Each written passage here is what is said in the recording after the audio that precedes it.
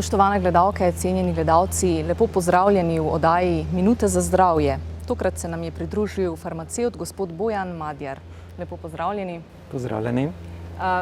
Pričenja se poletje oziroma že se je pričelo poletje, ne? S tem pa tudi kopanje in sončenje.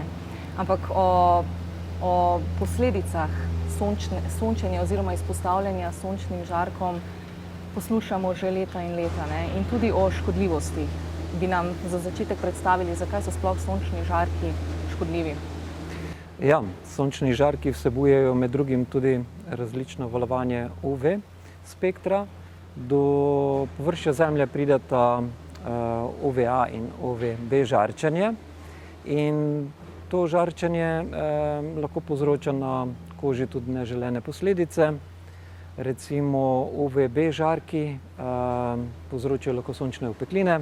V angleščini velikokrat, da si lažje zapomnijo, rečejo B for burning, se pravi za opekline.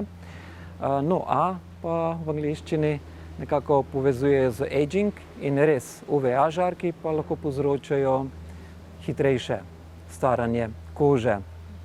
Med drugim pa ne glede na te dve škodljivi delovanji, pa tako UVA kot UVB žarki povzročajo lahko tudi nastanek kožnega raka. Poznamo različnih vrst kožnega raka, ki je na žalost zadnja leta v porastu.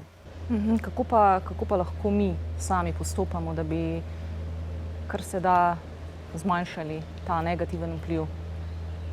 Ja, ti ukrepi so znani že vrsto let, nekako so razdeljeni v 3 stebre. In sicer prvi steber nekako vsebuje pravilo sence.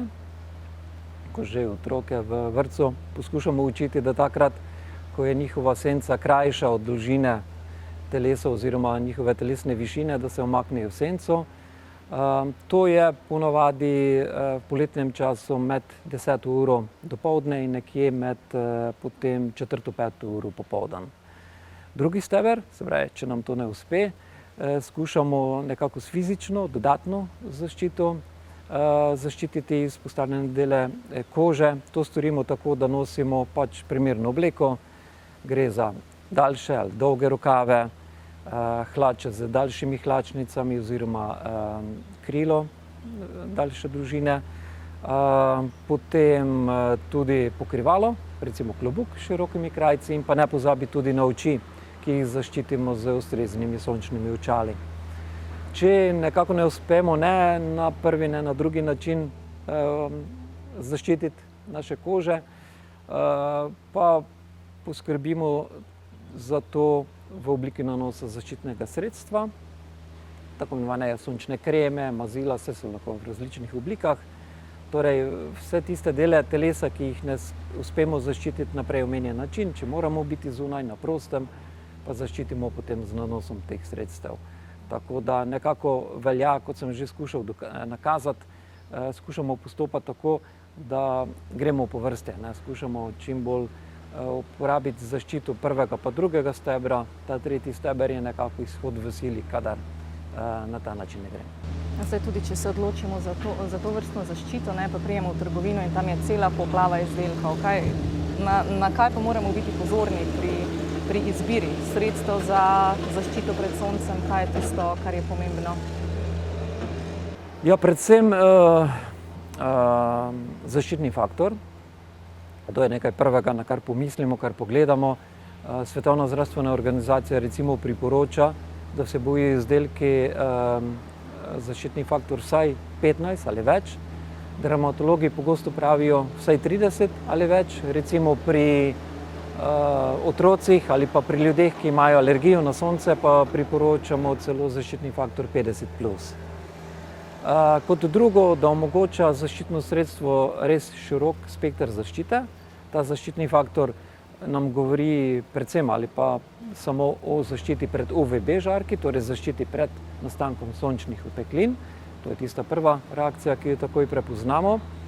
Hočemo se pa zaščititi tudi pred UVA žarki, ki, kot rečeno, skupaj z UVB žarki povzročajo lahko nastanek kožnega raka, sami po sebi pa vodijo v hitrejše staranje kože.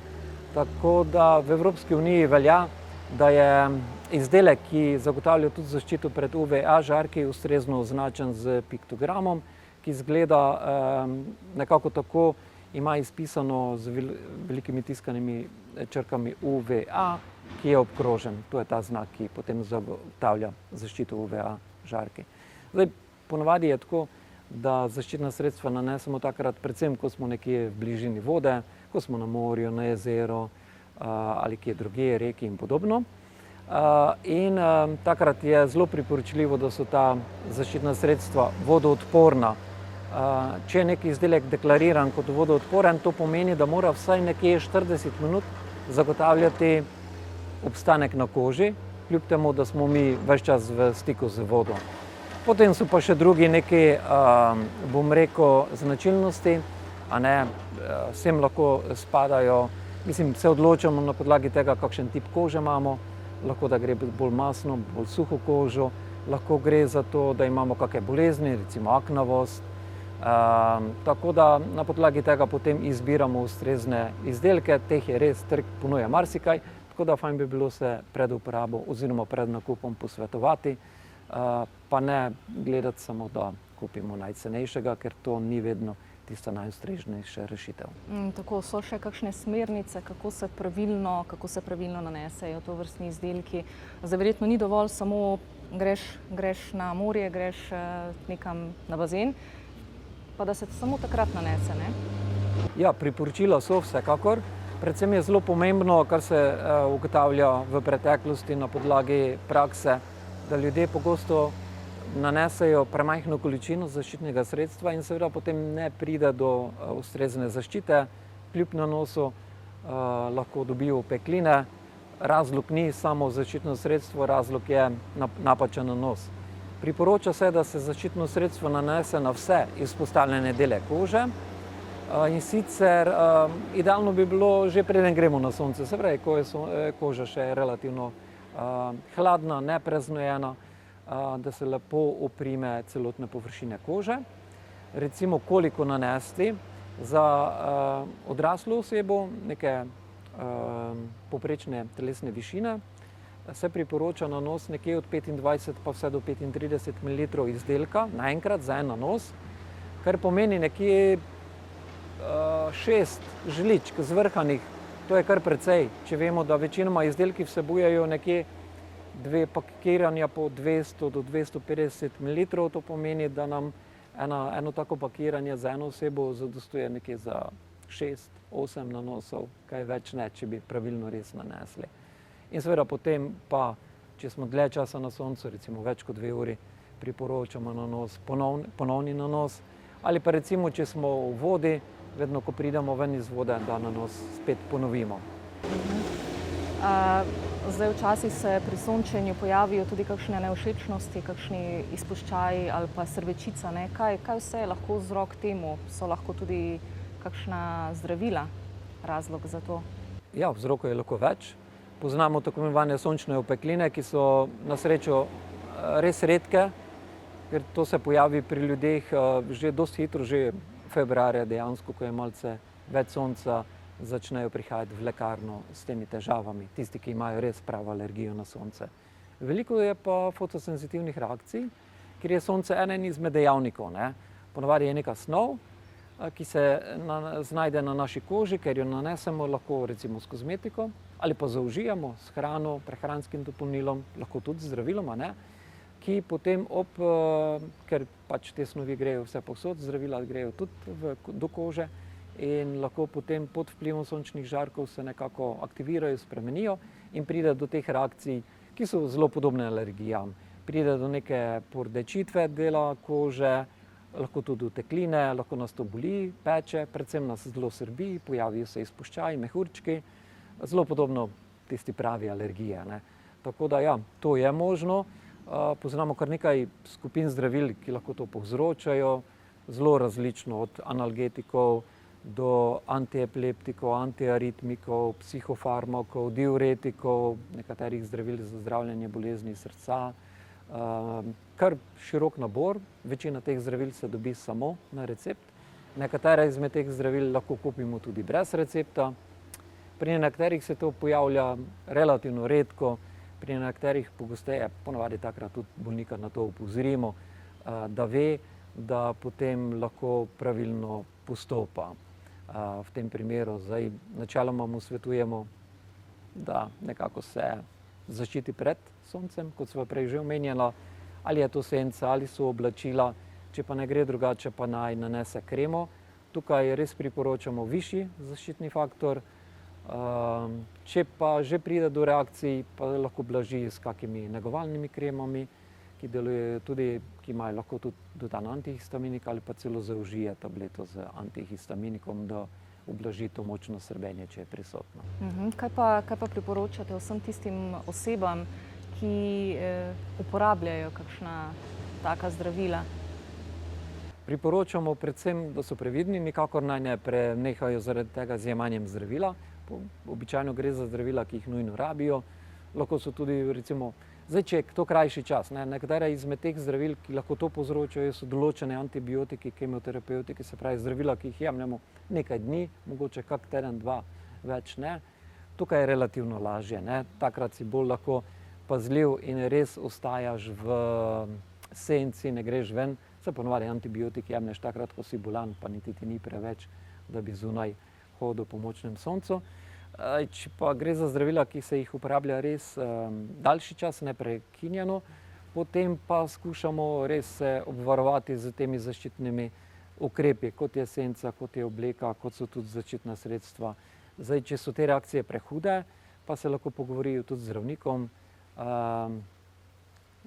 Praktično vedno je tudi možno, da se zdravilo zamenja, ampak res apeliram na ljudi, zaradi tega ne prenehati jemati zdravilom, ker si potem naredijo več škode kot koristi.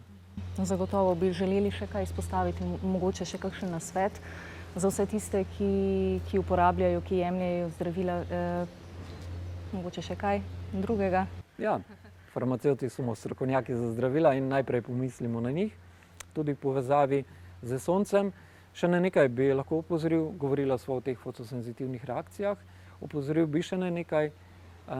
Na voljo je kar nekaj zdravil, ki, dobro, ni spet toliko, ampak kar nekaj pa jih je, ki se jih da namestiti na kožo. Gre za tako imenovane transdermalne obliže, gre za zdravila, ki jih pač ne zaužijemo, obliž namestimo na kožo in potem zdravilo deluje. Uporabljajo se za zdravljenje različnih bolezni, lahko tudi kot kontracepcija, lahko kot analgetiki, lahko kot antiparkinsoniki, antidementivi, za zdravljenje bolezni srca, se pravi, nabor je kar raznolik. In ponavadi so to zdravila in te obliže, seveda, ko so zdravilni obliži, moramo pustiti na koži daljši čas, nekatere recimo nekaj ur, do 12 ur, nekatere ves čas. Tu bi opozoril na nekaj zdaj poleti, ko je vroče, ko se tudi večkrat izpostavljamo sončnim žarkom, ki lahko močno pripeka. Če se poviša temperatura v tem obližu, potem to lahko pospeši prehajanje učinkovine iz obliža v telo, kar pomeni, da lahko pride do predoziranja. In na to moramo biti pozorni, uporabniki teh obližev se morajo tega zavedati in pač tistega dela telesa, kjer je obliž nameščen, ne smejo izpostavljati sončnim žarkom, ker bi lahko to vodilo tudi v toksične učinke. To se je v preteklosti že zgodilo, imamo primere, sicer s tujine, pri obližjih, ki so bili kot analgetiki, gre za močne opioide, kjer so lahko toksični učinki kar hudi. Tako da na to bi res opozoril, da smo tukaj tudi previdni in da se zavedamo te nevarnosti. Tako verjetno zdaj ti obliži, verjetno ni priporočljivo niti, da se zmočiš, ne? Ja, do neke mere zdržijo, tudi znojenje zna biti neugodno, to je res, tako da ja, poleti so mogoče res manj praktični kot v ostalih delih leta. No, gospod Madjar, jaz se vam lepo zahvaljujem za vse nasvete, prav gotovo bodo marsikomu zelo koristili, tako da hvala lepa, pa seveda lepo in varno poletje. Hvala enako. Tako, spoštovani, hvala tudi vam za vašo pozornost.